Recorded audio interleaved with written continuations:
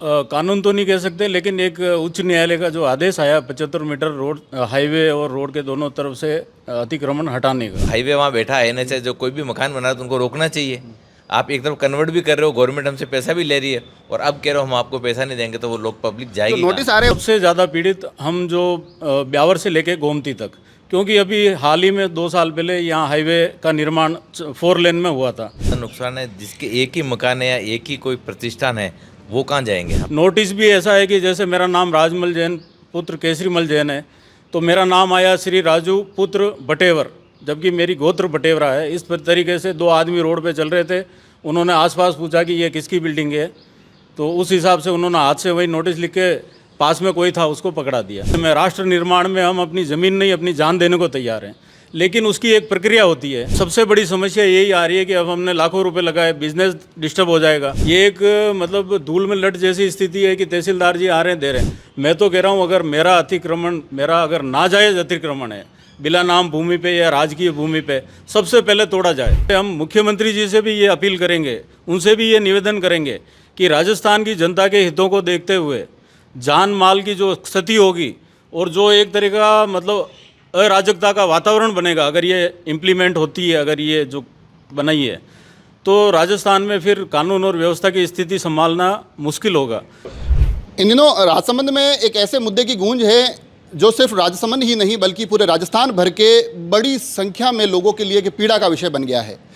मामला आप समझ ही गए होंगे, जो 70 मीटर का एक जो आदेश आया है न्यायालय के माध्यम से, उसको लेकर जिस प्रकार की कार्रवाई की जा रही है, उसको लेकर जिस प्रकार की नोटिस की प्रक्रिया अपनाई जा रही है, और सबसे मूल विषय कि इतनी बड़ी संख्या में लोगों को वहाँ से हटने की जो पीड़ा है, उसको लेकर कुछ दिनों पहले भी लोग आए थे और आज भी बड़ी संख्या में यहाँ लोग आए हैं। बाकायदा इन्होंने जिला कलेक्टर से मुलाकात की है, इनके जो क्षेत्रीय विधायक वो साथ रहे, मगर ये पीड़ा इसको समझना बहुत ज़रूरी है।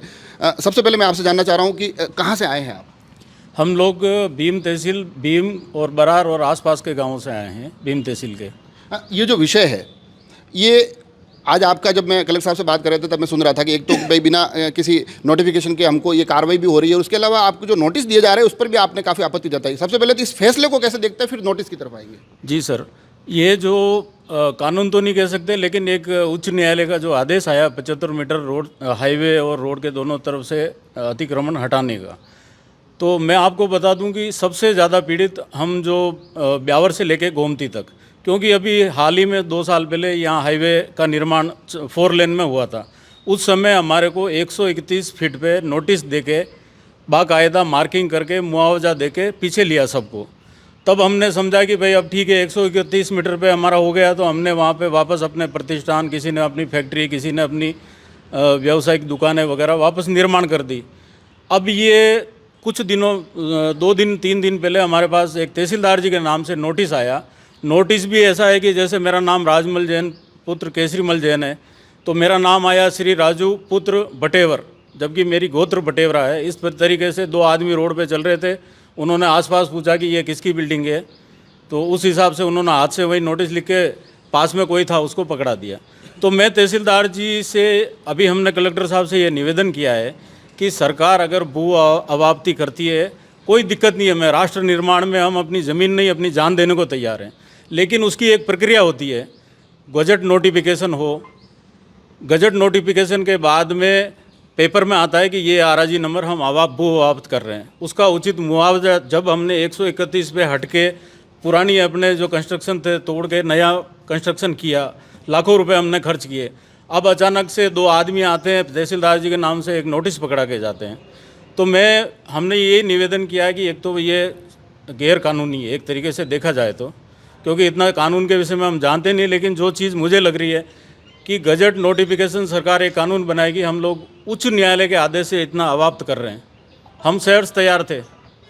आप ये तकनीकी खामियां बता रहे हैं, मगर एक विषय आपने बड़े महत्वपूर्ण बताया, जो कि विशेष तौर पर अगर बात की जाए तो जो गोमती चौराहे से आप कह रहे ब्यावर तक, कि थोड़े समय पूर्व ही आपके जो पूर्व के निर्माण थे आप हटे हैं। सबसे पहले तो मैं दर्शकों को ये स्पष्ट कर दूं कि उसके बाद 131 फीट का जो ये नियम था, उसके बाद जो आपने निर्माण किए वो वैध हैं, बिल्कुल ऑन डॉक्यूमेंट्स आप बिल्कुल कंप्लीट हैं। अब आप कह रहे हैं कि हमने नए निर्माण कर दिया और उसके बहुमुश्किल 1 या 2 महीने में अभी ये सारी गतिविधियां हो गई, तो ये तो बहुत बड़ी एक आपको लग रहा है कि आर्थिक और व्यवसायिक और ये तो जीवन मरण जैसा सवाल हो रहा है। वही सबसे बड़ी समस्या यही आ रही है कि अब हमने लाखों रुपए लगाए, बिजनेस डिस्टर्ब हो जाएगा। उसके बाद में जो हमने खर्चा किया है, आज लाखों रुपए वापस कैसे लगाएं? सबसे बड़ी दिक्कत ये आएगी। इस संदर्भ में मेरी कुछ, क्योंकि कल थोड़े दिनों पहले भी लोग कुछ ज्ञापन देकर आए थे और आज भी मेरी उनसे बात हुई थी। उनका ये कहना है कि मुआवजे को लेकर कोई नीति नहीं है, मुआवजे को लेकर कोई बात स्पष्ट नहीं है। मुआवजा दे ही नहीं सकते ना, जब सरकार ने गजट नोटिफिकेशन में ये चीज़ तय ही नहीं की है। ये एक मतलब धूल में लट जैसी स्थिति है कि तहसीलदार जी आ रहे हैं दे रहे हैं। मैं तो कह रहा हूँ अगर मेरा अतिक्रमण, मेरा अगर नाजायज़ अतिक्रमण है बिला नाम भूमि पे या राजकीय भूमि पे, सबसे पहले तोड़ा जाए। लेकिन जब आपने बाकायदा नियमानुसार कन्वर्ट किए, ज़मीन का भू रूपांतरण किया है, फिर मुझे आदेश दिया है कि आप अपना प्रतिष्ठान खड़ा करें। हमने अपना प्रतिष्ठान खड़ा किया। अब तुरंत ही 2 महीने बाद आप कह रहे हैं कि 246 मीटर 75 मीटर लेना है, तो ये कैसे संभव होगा?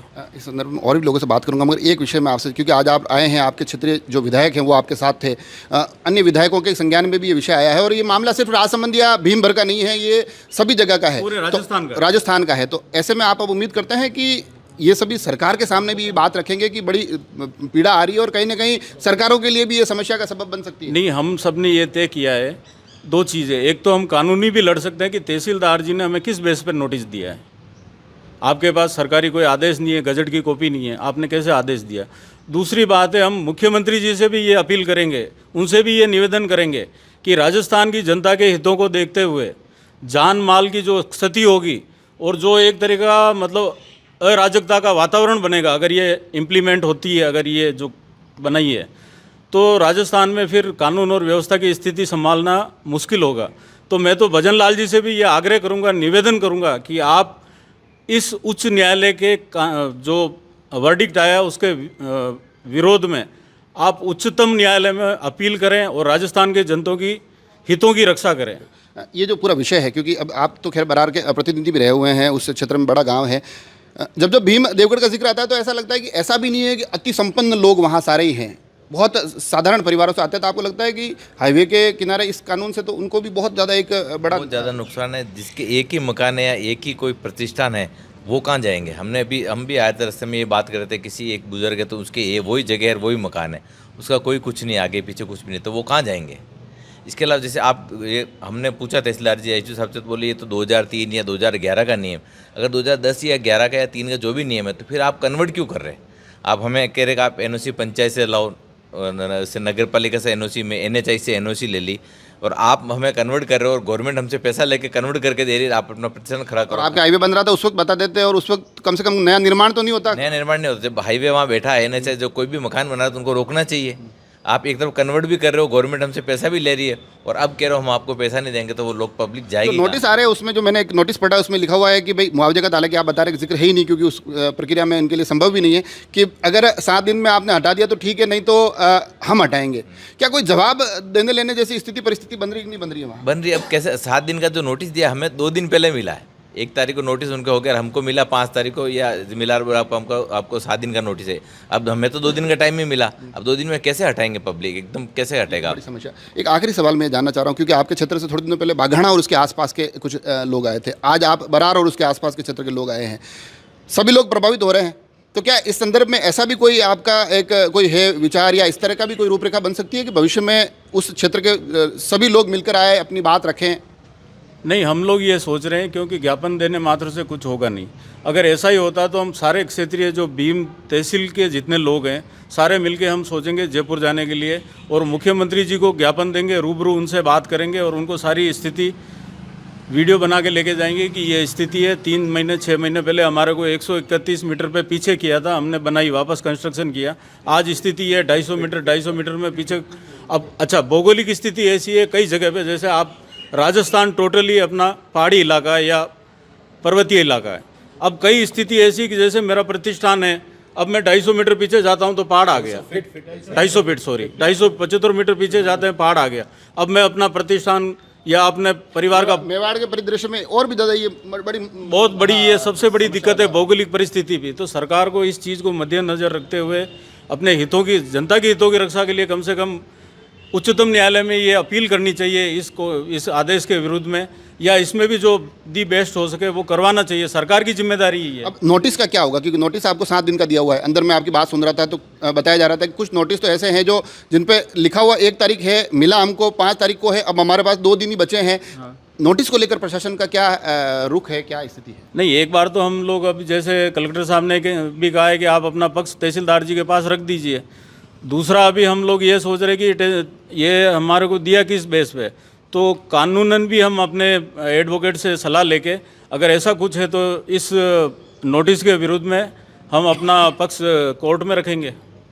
तो ये देखा आपने, ये राजसमंद में बीते 4 दिन में दूसरी बार अवसर आया है जब ये मुद्दा यहाँ जिला प्रशासन के सामने रखा गया है। आज जनप्रतिनिधि भी थे। लगातार जैसा ये बता रहे हैं कि अभी इन दिनों हमारी संख्या कम है मगर समस्या बहुत बड़ी है, और उस समस्या को इसलिए भी समझना ज़रूरी है क्योंकि एक इनकी तो बहुत एक दोहरी मार है कि जहाँ पर पहले हाईवे बना तब हटाया गया, फिर अब वापस ये नियम आ गया, तो उसके बाद पीड़ा मानवीय पहलू के साथ समझनी चाहिए। अब प्रशासन से तो आज गुहार लगाई है मगर चीज़ें अब धीरे धीरे सरकार के पाले में जाती दिखाई दे रही है कि आखिर इसको लेकर अब सरकार क्या सोचती है। हम भी इस पूरे विषय पर आपके हर एक अपडेट आप तक पहुँचाने की कोशिश करेंगे। जुड़े रहे राजसमंद एक्सप्रेस से। धन्यवाद।